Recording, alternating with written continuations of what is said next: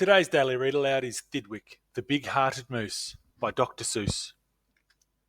Up at Lake Winnebago, the far northern shore, lives a huge herd of moose, about 60 or more, and they all go around in a big happy bunch, looking for nice tender moose moss to munch. Up at Lake Winnebago one day they were lunching, just strolling along and enjoying their munching. For the moose moss that day was especially fine, when it happened that Thidwick, the last moose in line, saw a bingle bug sitting. The bug called out, "Hey! It's such a long road, and it's such a hot day. Would you mind if I rode on your horns for a way?" "Of course not," smiled Thidwick, the big-hearted moose. "I'm happy my antlers can be of some use. There's room there to spare, and I'm happy to share. Be my guest, and I hope that you're comfortable there." So the bingle bug picked out a nice easy seat, and the moose went on looking for moose moss to eat. Well, an hour or so later, the bug heard a squeak, and he heard the small voice of a tree spider speak. "I say," said the spider, "you've got a fine place. That moose seems quite friendly, has such a nice face, and if I got on too, do you think he would mind?" "Hop aboard," laughed the bug, "and I think that you'll find the moose won't object. He's the big-hearted kind." "I accept." With joy and delight, and he started a web on the horn to the right. While the spider was spinning, he heard a gay song, and a fresh little zinazoo bird came along. He stopped and he stared and he chirped, "Wow, wow, wow! What a smart place to build! What a great place to dwell! I've been living in trees ever since I was born, but here's something new. Why not live on a horn? If there's room there for two, then there's room there for three." "There's plenty of room," laughed the bug, "and it's free." Thidwick stopped walking. What was all that talking? These guests had caught Thidwick Moose unawares. "Hey!" he called out, "what goes on up there upstairs?" "Just building a nest, sir," the zinazoo said, and began yanking hairs out of poor Thidwick's head. And he plucked out exactly 204. "Don't worry," he laughed, "you can always grow more." Then he dozed off to sleep in his fine moose hair nest.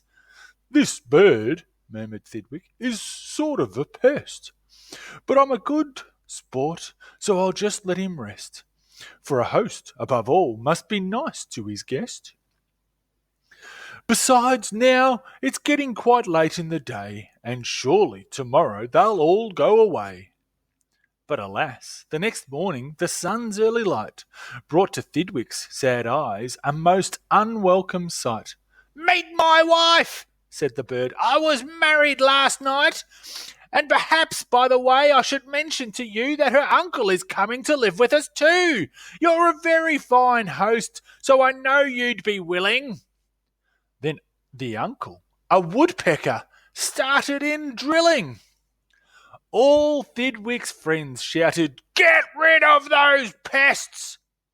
"I would, but I can't," sobbed poor Thidwick. "They're guests." "Guests indeed," his friends answered. All of them frowned. "If those are your guests, we don't want you around. You can't stay with us, 'cause you're not of our sort." And they all turned their backs, and they walked off with a snort. Now the big friendless moose walked alone and forlorn, with 4 great big woodpecker holes in his horn. "What holes?" whispered Herman, a squirrel who spied them. "What holes to hide nuts in? Mind if I tried 'em?" "They're yours," called the woodpecker. "Get right inside them. This big-hearted moose runs a public hotel. Bring your nuts, bring your wife, bring your children as well." So the whole squirrel family all jumped on, pell-mell. And the very next thing the poor animal knew, a bobcat and turtle were living there too. Now what was the big-hearted moose going to do? Well, what would you do if it happened to you? You couldn't say scat, 'cause that wouldn't be right. You couldn't shout scram, 'cause that isn't polite. A host has to put up with all kinds of pests, for a host, above all, must be nice to his guests. So you'd try hard to smile and you'd try to look sweet, and you'd go right on looking for moose moss to eat. But now it was winter, and that wasn't easy, for moose moss gets scarce when the weather gets freezy. The food was soon gone on the cold and north shore of Lake Winnebago. There just was no more. And all Thidwick's friends swam away in a bunch to the south of the lake, where there's moose moss to munch.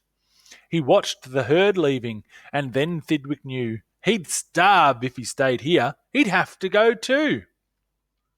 He stepped in the water, then, oh, what a fuss. "Stop!" screamed his guest. "You can't do this to us! These horns are our home, and you've no right to take our home to the far distant side of the lake." "Be fair," Thidwick begged, with a lump in his throat. "We're fair," said the bug. "We'll decide this by vote. All those in favour of going say aye. All those in favour of staying say nay."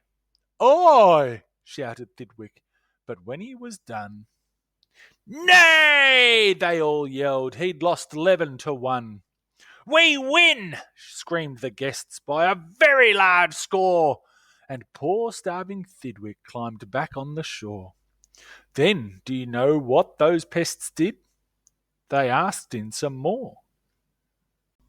They asked in a fox who jumped in from the trees. They asked in some mice, and they asked in some fleas. They asked a big bear in, and then, if you please, came a swarm of 362 bees. Poor Thidwick sank down with a groan to his knees, and then came something that made his heart freeze.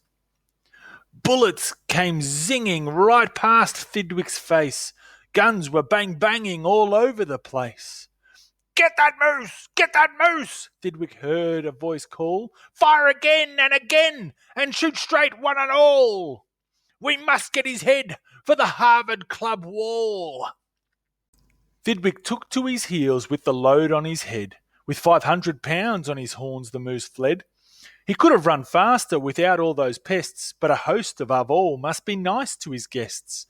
Up canyon, off cliff, over wild rocky trail, with bullets bang bouncing around him like hail. Up gully, through gulch, and down slippery sluice, with his hard-hearted guests raced the soft-hearted moose. They finally had him. Because of those pests he had run out of luck. Because of those guests on his horns he was stuck. He gasped, he felt faint, and the whole world grew fuzzy. Thidwick was finished, completely. Or was he? Finished? Not Thidwick, decidedly not. It's true, he was in a most terrible spot. But now he remembered a thing he'd forgot. A wonderful something that happens each year to horns of all moose and all horns of deers. Today was the day Thidwick happened to know that old horns come off so that new ones can grow. And he called to the pests on his horns as he threw 'em. "You wanted my horns, now you're quite welcome to 'em. Keep 'em, they're yours. As for me, I shall take myself to the far distant side of the lake." And he swam Winnebago and found his old bunch, and arrived just in time for a wonderful lunch at the south of the lake where there's moose moss to munch. His old horns today are where you knew they would be. His guests are still on them, all stuffed as should be. If you like the video, hit the thumbs up button. We have a new story every day, so make sure you subscribe. The end.